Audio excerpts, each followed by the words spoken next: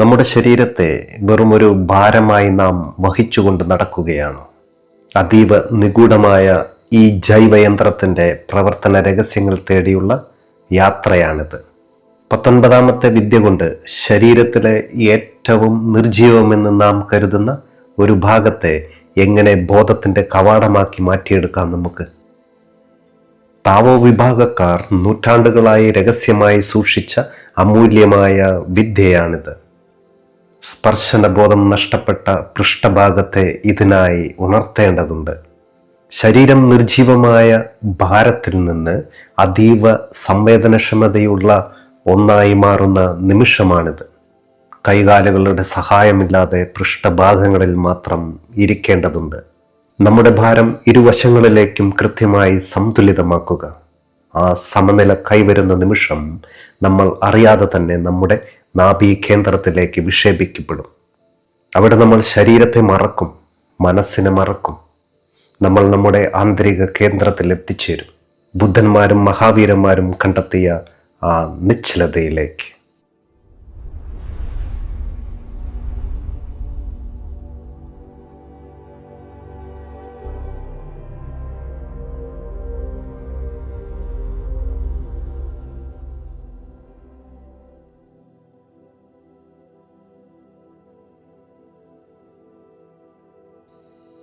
നമസ്കാരം. ദിവ്യബോധത്തിൻ്റെ ഈ പുണ്യവേദിയിലേക്ക് ഏവർക്കും ഹൃദയം നിറഞ്ഞ സ്വാഗതം. നമ്മളിന്ന് പ്രവേശിക്കുന്നത് അത്ഭുതകരമായ ഒരു വിദ്യയിലേക്കാണ്. വിജ്ഞാൻ ഭൈരവതന്ത്രയിലെ 19ാമത്തെ വിദ്യയും കേന്ദ്രീകൃതനാകുന്നതിനുള്ള 7ാമത്തെ വിദ്യയുമാണിത്. ശിവൻ പറയുന്നു, കാലുകളുടെയോ കൈകളുടെയോ സഹായമില്ലാതെ നിങ്ങളുടെ പൃഷ്ഠങ്ങളിൽ മാത്രമായി ഇരിക്കുക. അതുവഴി 2 പൃഷ്ഠഭാഗങ്ങളെയും സമനിലയിലാക്കുക.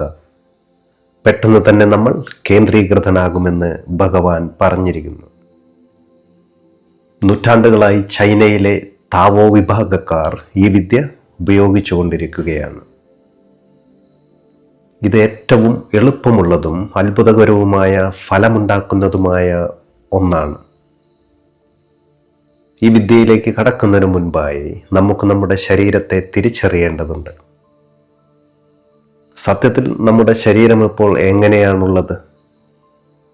നമ്മളെല്ലാവരെയും സംബന്ധിച്ചിടത്തോളം മിക്കവാറും അതൊരു നിർജീവമായ ശരീരമായിരിക്കും. ഒട്ടും തന്നെ സംവേദനക്ഷമവും ബോധവുമില്ലാതെ നമ്മൾ വെറുതെ വഹിച്ചുകൊണ്ട് നടക്കുന്ന ഒരു ഭാരം മാത്രമായി നമ്മുടെ ശരീരം മാറിയിരിക്കുകയായിരിക്കും. ആദ്യമായി നമുക്ക് നമ്മുടെ ശരീരത്തെ ഇന്ദ്രിയ ബോധമുള്ളതാക്കി തീർക്കണം. അല്ലാത്ത പക്ഷം ഈ വിദ്യ ഇവിടെ ഫലിക്കില്ല. പ്രത്യേകിച്ച് നമ്മുടെ പിൻഭാഗത്തെ അഥവാ നമ്മുടെ ഇരിപ്പിടത്തെ സ്പർശബോധമുള്ളതാക്കി തീർക്കണം. നമ്മുടെ ശരീരത്തിലെ ഏറ്റവും സ്പർശബോധമില്ലാത്ത ഭാഗമെന്നത് നമ്മുടെ പിൻഭാഗമാണ്. ദിവസം മുഴുവൻ ഇരിക്കുന്നത് നമ്മൾ അവിടം കൊണ്ടാണ്.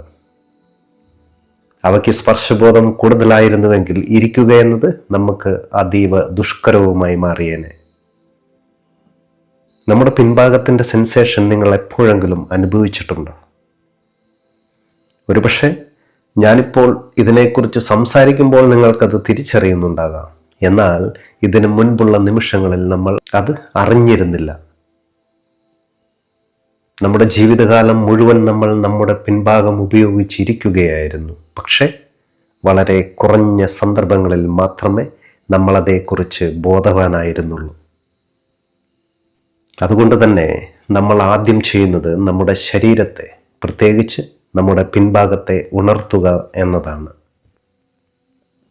ശരി, നിങ്ങൾ ഒരു നിമിഷം കണ്ണുകൾ അടച്ച് നിങ്ങളിരിക്കുന്ന കസേരയുടെയോ കുഷിൻ്റെയോ സ്പർശം നിങ്ങളുടെ പിൻഭാഗത്ത് അനുഭവപ്പെടുന്നുണ്ടോ എന്ന് ഒന്ന് ശ്രദ്ധിക്കാമോ?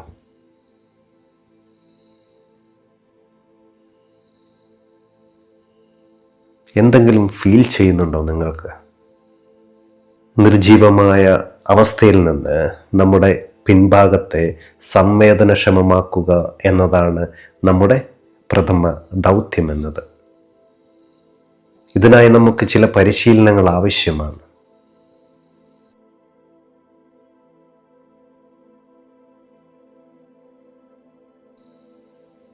നമ്മുടെ ശരീരത്തിൻ്റെ നിർജീവമായ അവസ്ഥയെക്കുറിച്ച് നമ്മൾ ബോധ്യപ്പെടുകയുണ്ടായി. നമ്മുടെ ശരീരത്തിൻ്റെ നിർജീവമായ അവസ്ഥയെക്കുറിച്ച് നമ്മൾ ബോധ്യപ്പെടുകയുണ്ടായി. ആ നിർജീവമായ അവസ്ഥയെ മറികടക്കുവാനുള്ള ആദ്യത്തെ ചുവടുവെപ്പിലേക്ക് നമുക്കിപ്പോൾ കടക്കാം. നമ്മുടെ പിൻഭാഗത്തെ സംവേദനക്ഷമമാക്കുന്നതിന് മുമ്പായി എളുപ്പത്തിൽ സ്പർശബോധം ഉണർത്താൻ കഴിയുന്ന ഒന്നാണ് നമ്മുടെ ഈ കൈകൾ. നമുക്ക് നമ്മുടെ കൈകളിൽ നിന്നും തന്നെ തുടങ്ങാം, അല്ലേ? ശരീരത്തിൻ്റെ ഏത് ഭാഗത്തും പ്രയോഗിക്കാൻ സാധിക്കുന്ന ഒന്നാണിത്. എളുപ്പത്തിന് നമ്മൾ കൈകൾ എടുക്കുന്നു എന്ന് മാത്രം. ശരി, ഈ പരിശീലനക്രമം എന്നത് ആദ്യമേ നമ്മൾ സ്വസ്ഥമായി ഇരിക്കുക എന്നതാണ്. അതൊരു കസേരയിലായിരുന്നാലും മതി. ശേഷം നമുക്ക് ഈ പരിശീലനത്തിനായി ഏതെങ്കിലും ഒരു കൈ തിരഞ്ഞെടുക്കാം. ശേഷം പതുക്കെ നമ്മുടെ കണ്ണുകൾ അടച്ച് നമ്മുടെ മുഴുവൻ ശ്രദ്ധയെയും ബോധത്തെയും നമ്മൾ തിരഞ്ഞെടുത്ത ഈ കൈയിലേക്ക് കൊണ്ടുവരണം. ശ്രദ്ധ മുഴുവൻ ആ കൈയിലായിരിക്കണം. ബാക്കിയുള്ള നമ്മുടെ ശരീരഭാഗത്തെയെല്ലാം പൂർണ്ണമായും മറന്നേക്കുക. ആ കൈ മാത്രമാണ് നമ്മൾ എന്നതുപോലെ അതിനെ തൊട്ട് അനുഭവിച്ചുകൊണ്ടിരിക്കണം. എത്രത്തോളം നമ്മൾ ഈ കൈയിലേക്ക് ശ്രദ്ധ കേന്ദ്രീകരിക്കുന്നുവോ അത്രയും കൂടുതൽ ആ കൈ ഭാരമുള്ളതായി നമുക്ക് അനുഭവപ്പെടും. നമ്മുടെ ശ്രദ്ധ ഒരു ഊർജമായി നമ്മുടെ കയ്യിൽ പതിക്കുന്നത് കൊണ്ടാണ് നമുക്കിത് അനുഭവപ്പെടുന്നത്. നമ്മുടെ കൈ കൂടുതൽ കൂടുതൽ ഭാരമുള്ളതായി തീരുന്നുവെന്ന് സങ്കല്പിക്കുക.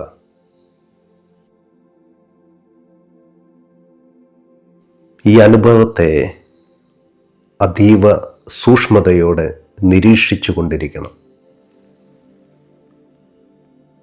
നമ്മുടെ കയ്യിൽ സംഭവിക്കുന്ന ഏറ്റവും ചെറിയൊരു അനക്കം പോലും നമ്മൾ ശ്രദ്ധിച്ചു കൊണ്ടിരിക്കണം. ആ അനുഭവങ്ങൾ എന്തൊക്കെയാണെന്ന് നമ്മൾ മനസ്സിൽ കുറിച്ചു വെക്കുകയും വേണം. ദിവസത്തിൽ 10-15 മിനിറ്റ് നേരം നമുക്കിത് പരിശീലിക്കാവുന്നതാണ്. ഏറ്റവും ചുരുങ്ങിയത് 3 ആഴ്ച കാലത്തേക്ക് ഓരോ ദിവസവും ഇത് മുടങ്ങാതെ ചെയ്യണം. ഈ 3 ആഴ്ചത്തെ പരിശീലനം കഴിയുമ്പോൾ നമുക്ക് പുതിയൊരു കൈ ലഭിച്ചതായി അനുഭവപ്പെടും. അത്രയ്ക്കും സംവേദനക്ഷമത ഉള്ളതായി മാറിക്കഴിഞ്ഞിട്ടുണ്ടാകും നമ്മുടെ കൈ. ഇതുവഴി നമ്മുടെ കയ്യിലുണ്ടാകുന്ന ഏറ്റവും നേരിയ സ്പർശത്തെക്കുറിച്ച് പോലും നമ്മൾ ബോധവാനായിത്തീരും. നമ്മുടെ കൈയിനോടൊപ്പം ഈ വിജയം നമ്മൾ കൈവരിച്ചു കഴിഞ്ഞാൽ മാത്രമേ നമുക്ക് നമ്മുടെ പൃഷ്ഠഭാഗത്ത് ഇത് പരീക്ഷിക്കാൻ കഴിയുകയുള്ളൂ. നമ്മുടെ കൈ സംവേദനക്ഷമമായി കഴിഞ്ഞാൽ ആ ആത്മവിശ്വാസം നമ്മുടെ പൃഷ്ഠഭാഗത്തെ ഉണർത്തുവാനും സഹായിക്കും.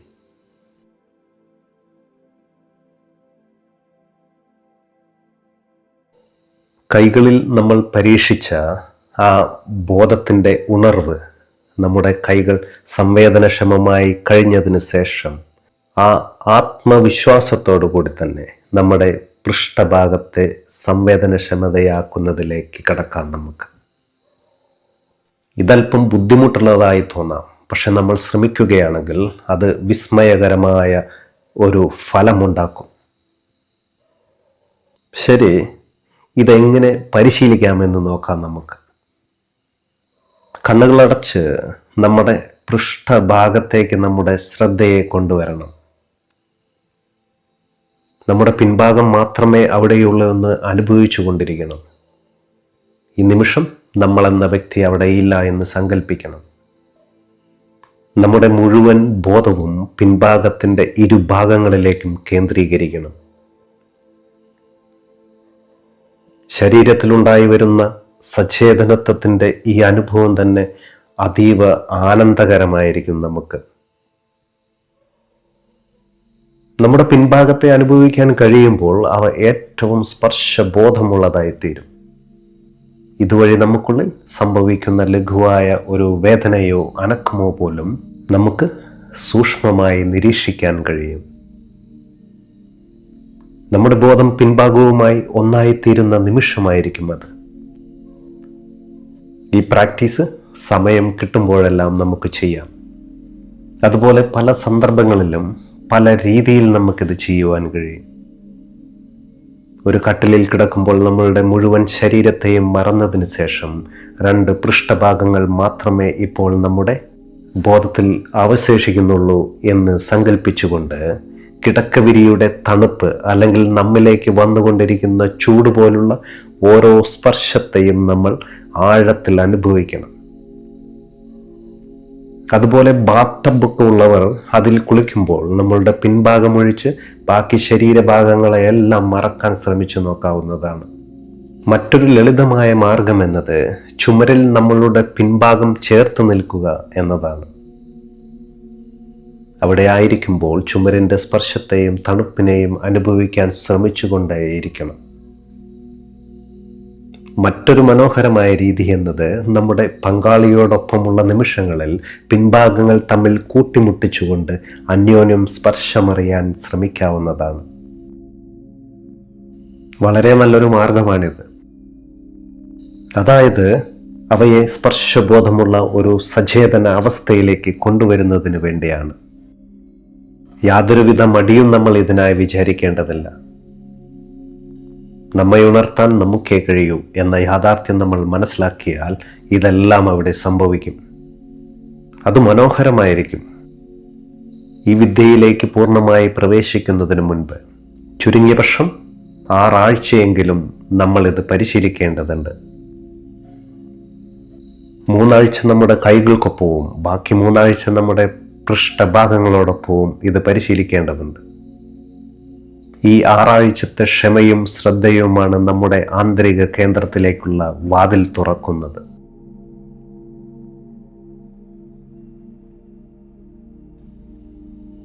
ആറാഴ്ചയിലെ പരിശീലനം നടത്തി നമ്മൾ ഉണർവ് നേടിയ ശേഷം നമുക്ക് ഈ വിദ്യയിലേക്ക് നേരിട്ട് പ്രവേശിക്കാവുന്നതാണ്. അതായത് കാലുകളുടെയോ കൈകളുടെയോ സഹായമില്ലാതെ നമ്മുടെ പൃഷ്ഠഭാഗങ്ങളിൽ ഇരിക്കുക എന്നതാണ് ഈ വിദ്യ. ഇതിനായി നമുക്ക് നിലത്തിരിക്കാം. ബുദ്ധനിരിക്കുന്നത് പോലെ പത്മാസനത്തിലോ അല്ലെങ്കിൽ സിദ്ധാസനത്തിലോ നമുക്ക് ഇരിക്കാവുന്നതാണ്. അതുമല്ലെങ്കിൽ സുഖാസനമായാലും കുഴപ്പമില്ല. ശ്രദ്ധിക്കേണ്ട കാര്യം എന്താണെന്ന് വെച്ചാൽ നമ്മളുടെ കൈകൾ ഉപയോഗിക്കാതിരിക്കുന്നതാണ് ഏറ്റവും നല്ലത്. അതായത് പൃഷ്ഠങ്ങളിൽ മാത്രമായി ഇരിക്കുക എന്ന് സാരം. ശേഷം നമുക്ക് കണ്ണുകൾ അടയ്ക്കാം. നമ്മുടെ പൃഷ്ഠഭാഗങ്ങൾ നിലത്തെ സ്പർശിച്ചു കൊണ്ടിരിക്കുന്നത് അതീവ ശ്രദ്ധയോടെ അനുഭവിച്ചു കൊണ്ടിരിക്കണം. ഈ ഭാഗങ്ങൾ സംവേദനക്ഷമമായി കഴിഞ്ഞതിനാൽ ഒരു വിസ്മയം നമ്മളിവിടെ തിരിച്ചറിയും.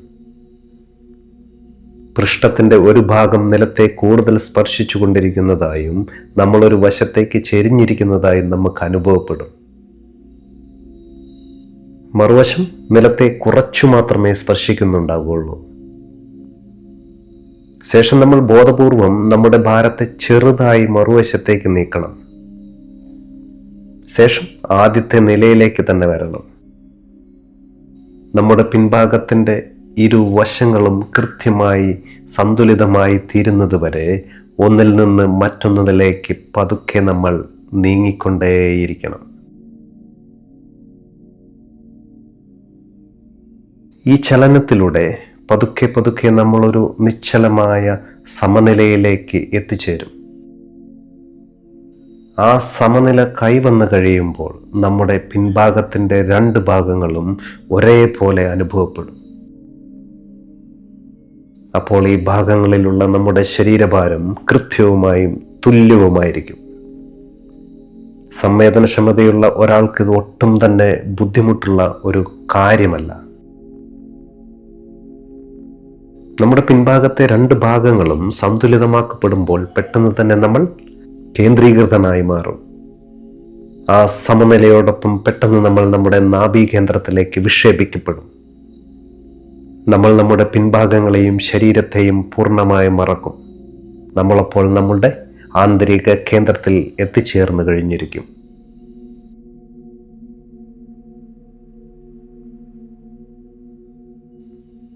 നമ്മുടെ പൃഷ്ഠഭാഗത്തിലൂടെ സമനില കണ്ടെത്തുന്നത് എങ്ങനെയെന്ന് നമ്മൾ മനസ്സിലാക്കി. ഇനി നമുക്ക് ഈ സമനില കൈവരുമ്പോൾ സംഭവിക്കുന്ന മഹാവിസ്മയത്തെക്കുറിച്ച് മനസ്സിലാക്കാം. സമനില കൈവന്നു കഴിയുമ്പോൾ നമ്മുടെ പിൻഭാഗത്തിൻ്റെ 2 ഭാഗങ്ങളും ഒരേപോലെ അനുഭവപ്പെടുമെന്ന് കണ്ടു നമ്മൾ. 2 പൃഷ്ഠങ്ങളിലുമുള്ള നമ്മുടെ ഭാരം കൃത്യമായും ഒന്ന് തന്നെയാണ് എന്ന തിരിച്ചറിവുണ്ടാകുമ്പോൾ അവിടെ ഒരു അത്ഭുതം സംഭവിക്കും. നമ്മൾ ആ ഭാഗങ്ങളെ മറക്കും. നമ്മൾ ആ ശരീരത്തെ തന്നെ മറക്കും. ഭാരം കൃത്യമായി വിഭജിക്കപ്പെടുമ്പോൾ ശരീരം അദൃശ്യമാകുന്നത് പോലെ നമുക്ക് അനുഭവപ്പെടും. നമ്മുടെ പിൻഭാഗത്തിൻ്റെ 2 ഭാഗങ്ങളും സന്തുലിതമാക്കപ്പെടുമ്പോൾ പെട്ടെന്ന് തന്നെ നമ്മൾ കേന്ദ്രത്തിൽ ഉറയ്ക്കും. ആ സമനിലയോടൊപ്പം പെട്ടെന്ന് നമ്മൾ നമ്മുടെ നാഭി കേന്ദ്രത്തിലേക്ക് വിക്ഷേപിക്കപ്പെടും. നമ്മൾ നമ്മുടെ ആന്തരിക കേന്ദ്രത്തിൽ എത്തിച്ചേർന്ന് കഴിഞ്ഞിരിക്കുമ്പോൾ നമ്മുടെ ബോധം പുറം ലോകത്തു നിന്നും ശരീരത്തിൽ നിന്നും മാറി നമ്മുടെ ആഴങ്ങളിലെ ആ നിശ്ചലമായ കേന്ദ്രത്തിൽ ഉറച്ചു നിൽക്കും. അത് വിസ്മയകരമായ ഒരു ആനന്ദമാണ്. അവിടെ ചിന്തകളില്ല, സംഘർഷങ്ങളില്ല, വെറും നിശബ്ദത മാത്രം. നമ്മൾ നമുക്കുള്ളിലെ സത്യവുമായി ഒന്നായിത്തീരുന്ന നിമിഷമാണത്.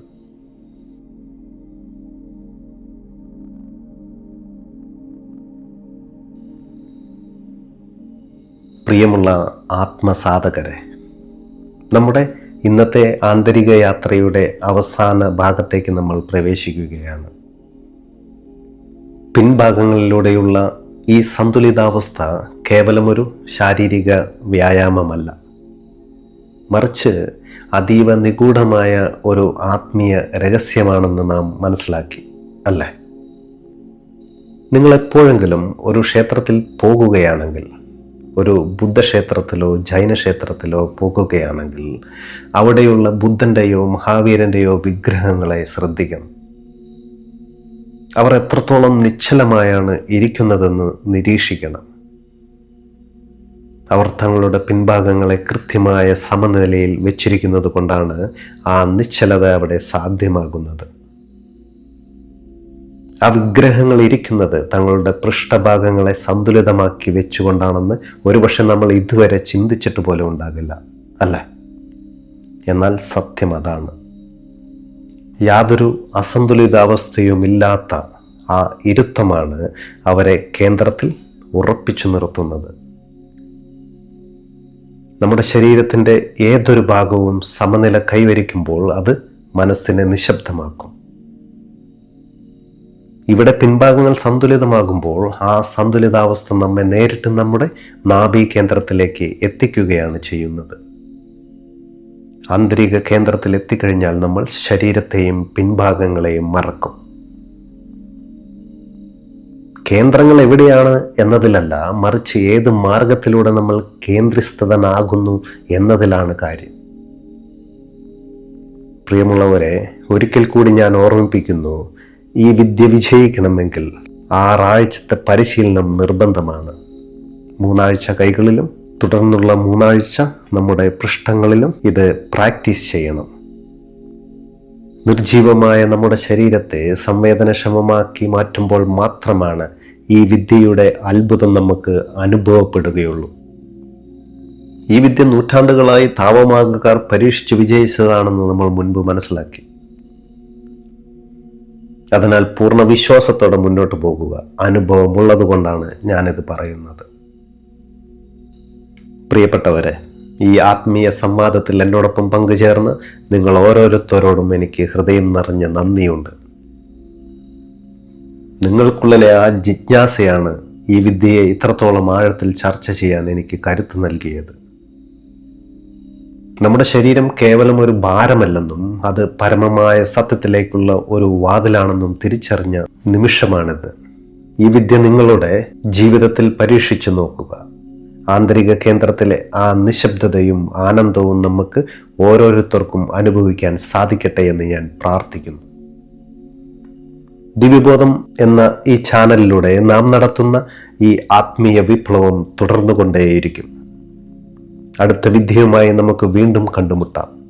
അതുവരെ നിങ്ങളുടെ ഉള്ളിലെ ആ നിശബ്ദമായ കേന്ദ്രത്തിൽ വിശ്രമിക്കുക. സ്നേഹപൂർവ്വം നന്ദി, നമസ്കാരം.